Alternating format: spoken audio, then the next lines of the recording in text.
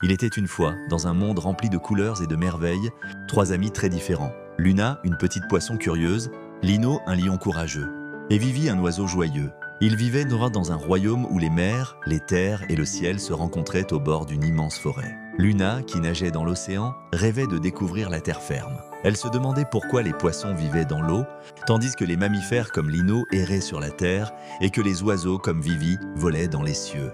Un jour, en jouant près de la surface, elle aperçut Lino qui se reposait sous un arbre. Intriguée, elle l'appela. « Lino, pourquoi es-tu ici, loin de la mer ?» Lino sourit et répondit « Je suis ici pour sentir le vent sur ma fourrure et jouer dans l'herbe. » Chaque endroit a sa beauté, Luna. Luna réfléchit à ces mots, mais sa curiosité grandissait. Elle souhaitait comprendre le monde au-delà des vagues.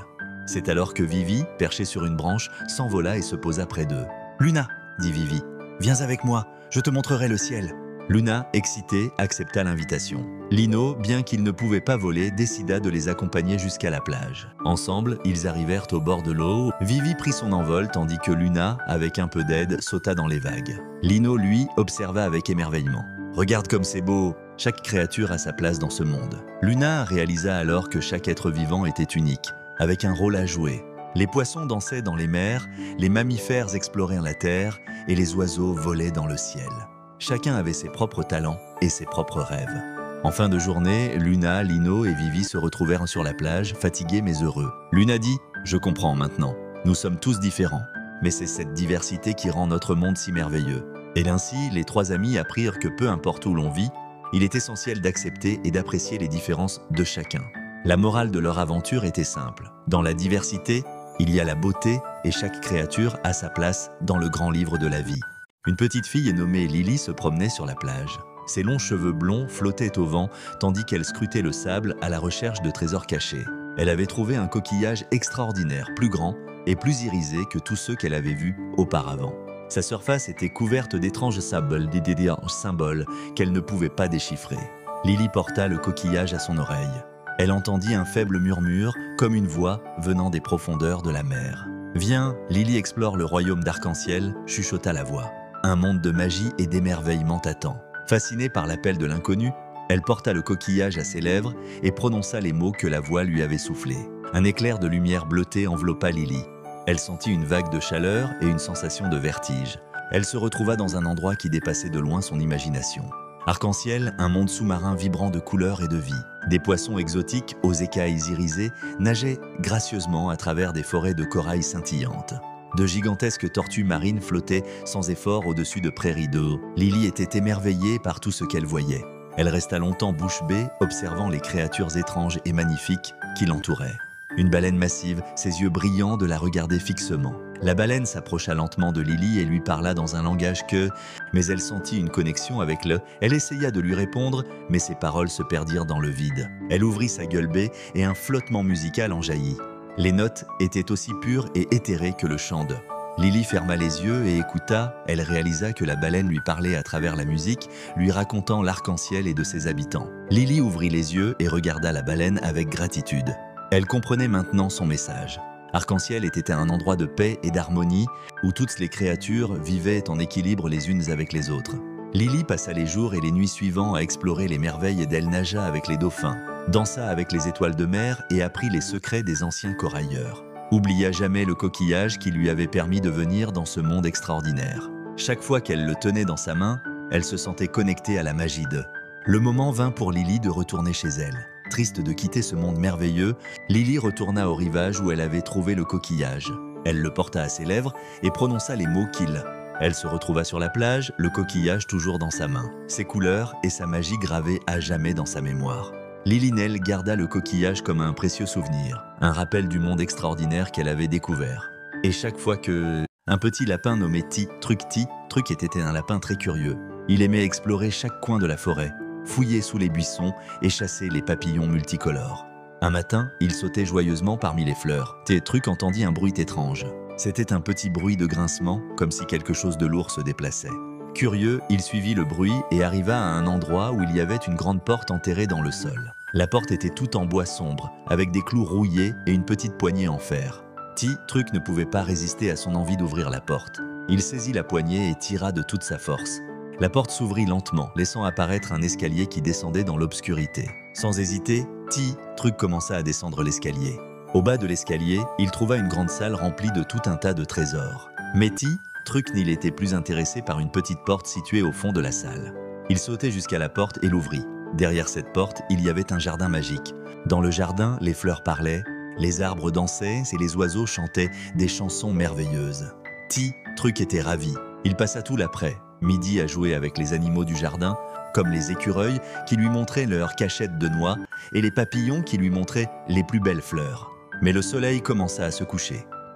Truc se rappela que sa mère l'attendait à la maison. Il dit au revoir aux amis qu'il avait fait dans le jardin magique et suivit le chemin qu'il avait pris pour arriver là, bas. Il remonta l'escalier, passa par la grande salle des trésors et referma la porte du sol. Il sautait alors de retour à la maison, ravi de son aventure. Quand il arriva, sa mère l'attendait avec un grand sourire. Truc lui raconta tout ce qu'il avait vu et sa mère l'embrassa tendrement. Et chaque soir, avant de s'endormir, Truc se rappelait son incroyable aventure dans le jardin magique et il sourit en rêvant de ses prochaines découvertes dans la forêt. Maintenant, mon petit, il est temps de fermer les yeux et de rejoindre Truc dans ses rêves. Dodo, mon amour. Il était une fois dans une forêt enchantée 4 petits cochons qui vivaient paisiblement. Le premier cochon, nommé Pipo, était joyeux et toujours prêt à faire des blagues. Le deuxième, Rocco, était un peu peureux mais très intelligent. Le troisième, Lolo, était curieux et adorait explorer. Enfin, le quatrième, Dodo, était le plus sage, toujours prêt à donner de bons conseils. Un jour, un loup affamé, connu pour sa méchanceté, décida de s'attaquer aux petits cochons. Il avait entendu parler de leur maison en paille, et il se frottait les pattes à l'idée de les manger. Les cochons, inquiets, se concertèrent. « Que devons-nous faire ?» demanda Pipo, tremblant de peur. « Nous devons construire des maisons solides », proposa Rocco, qui avait toujours des idées brillantes. Ensemble, ils se mirent au travail. Pipo construisit une maison en bois, Rocco une maison en briques. Lolo une maison en pierre et Dodo le sage les aida à renforcer leur construction. Mais le loup, rusé, trouva les maisons des cochons et commença à souffler. D'abord, il souffla sur la maison de Pipo et elle s'effondra comme un château de cartes. Pipo courut chez Rocco, mais le loup le suivait de près. Il souffla sur la maison en bois et elle tomba aussi. Les 2 cochons, effrayés, se précipitèrent chez Lolo. Le loup, maintenant plus en colère, arriva devant la maison en briques. Il souffla de toutes ses forces, mais la maison resta debout. Furieux, il tenta de grimper par la cheminée. C'est alors qu'une sorcière bienveillante, qui observait tout cela de loin, décida d'intervenir. Elle avait une grande affection pour les animaux et ne pouvait pas laisser le loup faire du mal au petit cochon. La sorcière apparut devant le loup et lui dit d'une voix forte « Arrête, vilain loup, si tu continues, tu seras maudit pour toujours. » Le loup, surpris par cette apparition, hésita. « Mais j'ai si faim. » « La faim ne justifie pas la méchanceté, » rétorqua la sorcière. « Si tu montres de la gentillesse et de l'honnêteté, tu trouveras bien d'autres mets à savourer. » Le loup, touché par ces mots, se mit à réfléchir. Il se rendit compte qu'il avait toujours été seul à cause de sa méchanceté. Les petits cochons, voyant que le loup ne semblait plus menaçant, sortirent prudemment de la maison. « Pourquoi ne pas devenir amis ?» proposa Dodo le sage. Le loup, surpris, accepta timidement.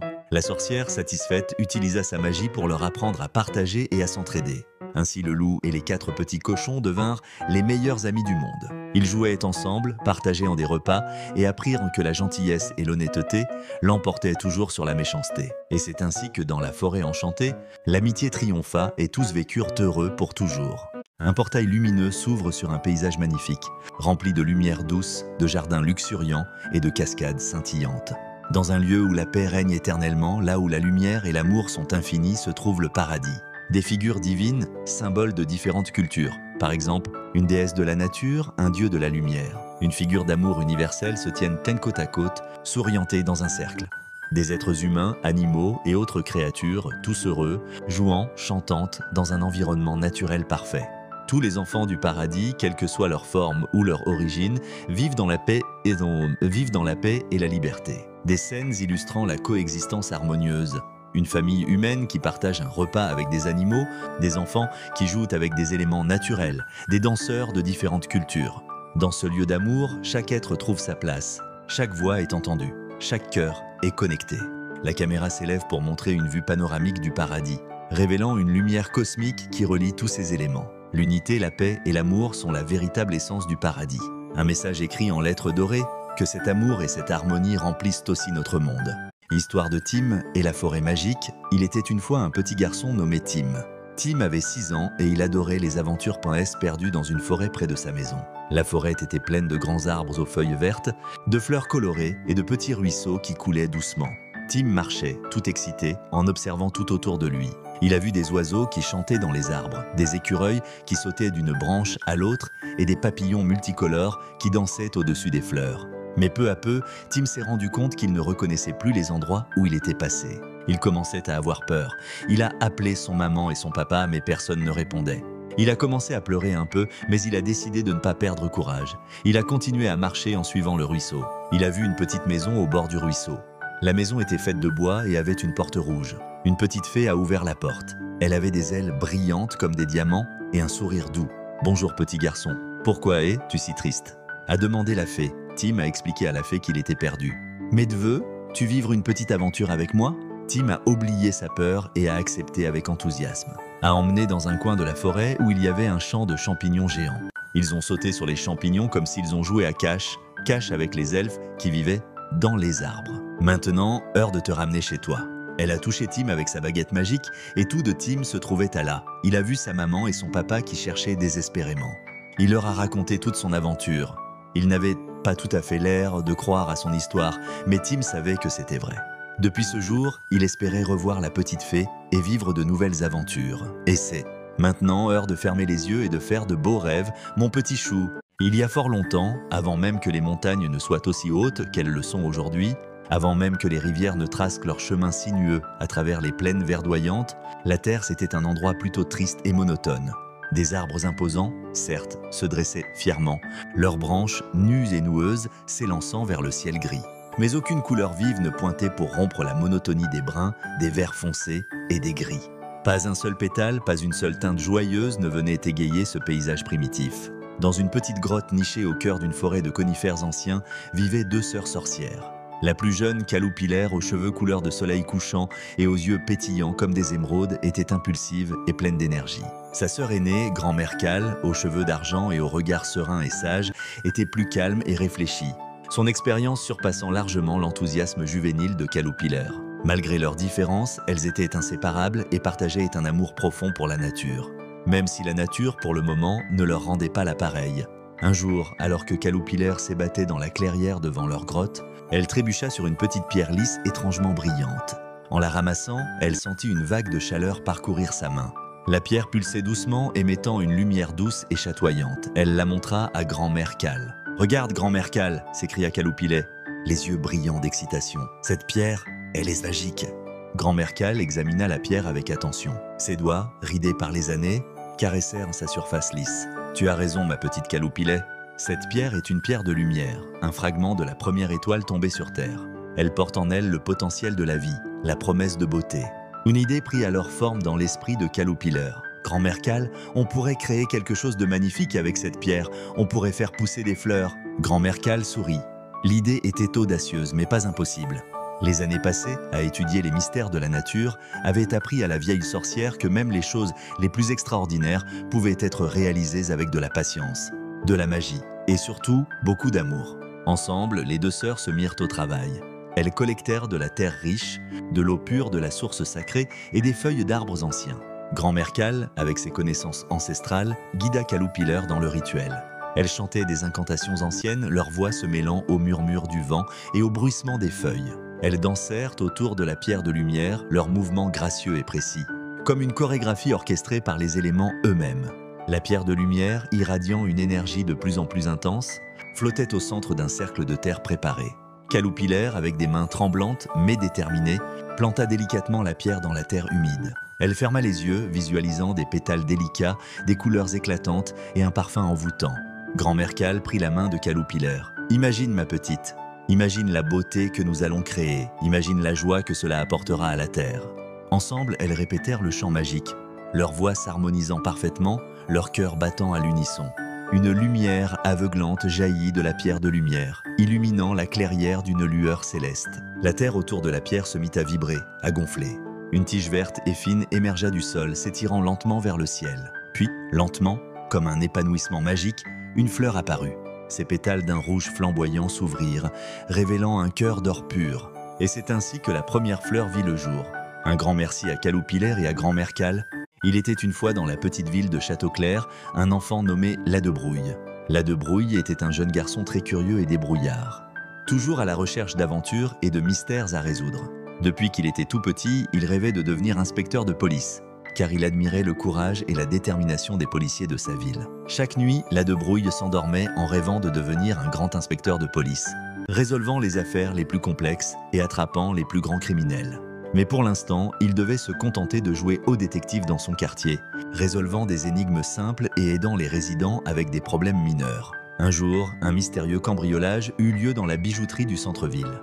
Les bijoux en or et en diamants avaient été volés, et la police était en pleine enquête pour attraper le voleur. Ladebrouille était passionné par cette affaire et décida qu'il était temps d'agir. Il se mit donc en tête de résoudre ce mystère par lui-même.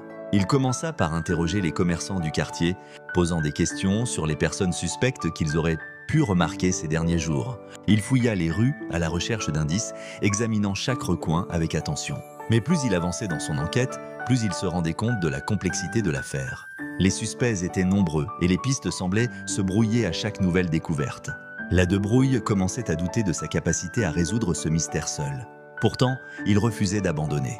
Il passait ses journées à analyser les indices, à relier les pièces du puzzle pour tenter de comprendre qui était derrière ce cambriolage.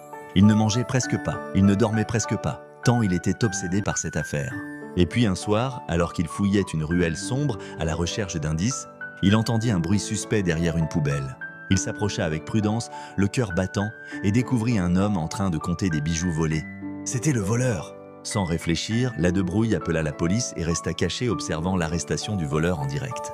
Il avait réussi à résoudre l'affaire, à attraper le criminel et il se sentait fier comme jamais. Le lendemain, les journaux locaux faisaient la une de l'arrestation du voleur de la bijouterie et Ladebrouille était salué comme un héros par toute la ville. Les policiers le félicitèrent pour son courage et sa persévérance et lui promirent de lui offrir un stage au commissariat pour qu'il puisse apprendre le métier d'inspecteur. Ladebrouille était aux anges. Il avait réalisé son rêve, il était devenu un véritable inspecteur de police. Et il savait que désormais, rien ne pourrait l'arrêter dans sa quête de justice et de vérité. Et c'est ainsi que Ladebrouille devint le plus jeune inspecteur de police de toute l'histoire de Châteauclair, résolvant les affaires les plus complexes et aidant ses concitoyens avec dévouement et passion. Son nom fut gravé dans les annales de la ville, comme le symbole de la persévérance et du courage. Et il resta un exemple pour tous les enfants qui rêvaient d'un jour devenir comme lui. Caloupilère et grand-mère Cal, dans un monde lointain, au cœur d'une forêt enchantée, vivaient des fées merveilleuses, dont la plus sage et la plus aimante était Caloupilère. Un beau matin, alors que Caloupilère volait de fleur en fleur, elle entendit un doux murmure. Elle suivit le son et découvrit un minuscule grain de sable sur le sol. Curieuse, elle se pencha et le toucha de sa baguette magique. À l'instant même, le grain de sable se transforma en une petite graine ronde. Caloupilère l'arrosa de sa rosée enchantée et la graine se mit à grandir et à germer. Jour après jour, Caloupilère visitait la graine, l'arrosant et lui chantant des chansons réconfortantes. Peu à peu, la graine se transforma en une plante avec des feuilles vertes et des tiges fines. Alors que la plante poussait, Caloupilère réalisa qu'elle n'était pas une plante ordinaire. C'était un être vivant, une petite créature qui prenait vie. Avec chaque visite, la créature devenait plus forte et plus vibrante. Enfin un jour, lorsque la plante eut atteint sa pleine croissance, elle s'ouvrit en une magnifique fleur. Au centre de la fleur se trouvait un petit enfant, endormi. Caloupilère était ravie. Elle avait donné vie à un enfant, à une nouvelle âme sur terre. Elle décida de l'appeler Lilas, car ses pétales étaient d'un beau violet lilas. Lilas grandit rapidement et devint une jeune fille intelligente et compatissante. Elle aimait jouer dans la forêt et écouter les histoires que Caloupilère lui racontait. Caloupilère lui apprit l'importance de la gentillesse, du respect de la nature et de la magie de la vie.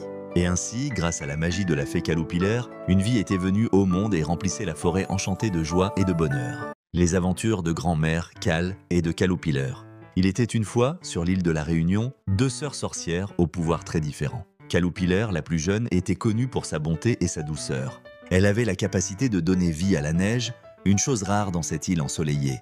Sa grande sœur, sa colère, était tout le contraire. Ambitieuse et envieuse, sa colère avait le pouvoir de façonner le feu et la terre, ce qui lui permettait de créer des volcans mais aussi de semer la destruction. Un jour, alors que les habitants de l'île souffraient de la chaleur accablante, Caloupilère décida d'utiliser ses pouvoirs pour les aider. Elle s'assit au sommet du piton des neiges et, les bras levés vers le ciel, elle murmura des incantations douces. Peu à peu, des flocons de neige commencèrent à tomber. D'abord timidement, puis avec une intensité grandissante. Les gens émerveillés levèrent les yeux vers le ciel en admirant ce spectacle inouï. La neige recouvrit les montagnes et un sentiment de paix et de joie régna sur l'île. Cependant, sa colère, jalouse de la renommée de sa sœur, ne pouvait supporter que Caloupilère attire l'attention. « Pourquoi devrais-je rester dans l'ombre ?» se dit-elle.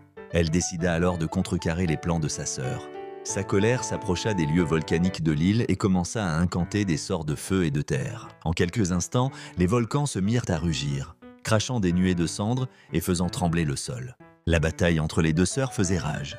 Caloupilé, armé de sa bonté, tentait de calmer les volcans en leur offrant l'amour et la paix, tandis que sa colère, par la colère et l'envie, exacerbait les éruptions. Mais la bonté de Caloupilère avait une force que la haine de sa colère ne pouvait contrecarrer. Les neiges miraculeuses qu'elle avait invoquées se mélangeaient aux laves fusantes, créant un spectacle d'une beauté incroyable. Les habitants de l'île, impressionnés par ce duel entre les sœurs, décidèrent de se rassembler. S'unissant, ils prièrent pour que l'harmonie revienne dans leur vie. En entendant leurs appels, Caloupilé sut qu'elle devait montrer à sa sœur que l'amour et l'harmonie étaient plus puissants que la colère. Approchant sa colère, elle lui tendit la main, lui disant « Nous avons chacune des pouvoirs. Mais que valent-ils si nous ne sommes pas unis ? Utilisons nos dons ensemble pour créer une beauté qui profitera à notre île. » Tandis que Caloupileur parlait, les flocons de neige et les vagues de lave dansaient autour d'elle, créant un tableau magique. Sa colère, touchée par la bonté de sa sœur, comprit alors qu'elle ne gagnerait rien à détruire. Elle emprunta l'énergie de la lave et de ses volcans pour créer de magnifiques paysages. Et ainsi ensemble, elles donnèrent naissance à l'île de la Réunion que l'on connaît aujourd'hui, un paradis de montagnes enneigées, de volcans majestueux et de plages où la joie et la paix régnaient en maître. Leur histoire devint une légende transmise de génération en génération, rappelant à tous que la bonté et l'unité peuvent surmonter la jalousie et la colère. Ainsi, Caloupileur et sa colère, bien que différentes, trouvèrent un équilibre et vécurent en harmonie, protégeant leur belle île grâce à leurs dons complémentaires. Un petit garçon nommé Léo. Léo adorait explorer la nature et rêvait de vivre de grandes aventures, entrer dans la forêt enchantée. Un soir, Léo aperçut une lueur scintillante derrière les arboles. Être brave et de découvrir ce qui se cachait dans la forêt. Ajusta son chapeau, avança vers l'entrée. À l'intérieur de la forêt, tout était plus beau et plus coloré que dans ses rêves. Les arbres avaient des feuilles dorées et des fleurs aux couleurs éclatantes poussaient partout. Léo entendit un doux murmure, était une petite fée aux ailes translucides qui dansait dans les airs, appelée Lyra. « Bonjour, que fais-tu ici dans la forêt enchantée ? Et je suis venue explorer ?» Les yeux brillants de... Elle emmena Léo à travers la forêt, un ruisseau aux eaux cristallines, une clairière où les animaux dansaient et un arbre géant dont les branches étaient couvertes de lucioles qui brillaient comme des étoiles. Tout à coup était un petit écureuil. « Aidez-moi, il vous plaît !» Léo ne perdit pas une seconde pour l'aide de Lyra, tandis que Lyra utilisait sa magie pour le défaire. Le petit écureuil était libre. « Vous êtes des amis formidables. » L'écureuil les conduisit à un grand arbre centenaire. Expliqua-t-il, « Vous pouvez faire un vœu maintenant. » Les branches de lait et une douce lumière enveloppa Léo et Lyra. Léo, chaque enfant qui entre dans cette forêt vivra des aventures incroyables. Léo sut que, merci pour cette nuit incroyable, je reviendrai. Léo se retourna une dernière fois et vit la lumière magique danser entre les arbres. À partir de ce jour, Léo savait que prête à être découverte.